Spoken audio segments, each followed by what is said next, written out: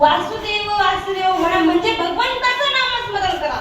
नरदेहा दुर्लभताना बरं नरदेह पत्रामध्ये पडला तोही 100 वर्षाचा, शतवर्षाची गणना. त्या ठिकाणी 100 वर्षाची बेरीज आहे. 100 वर्षाचं वय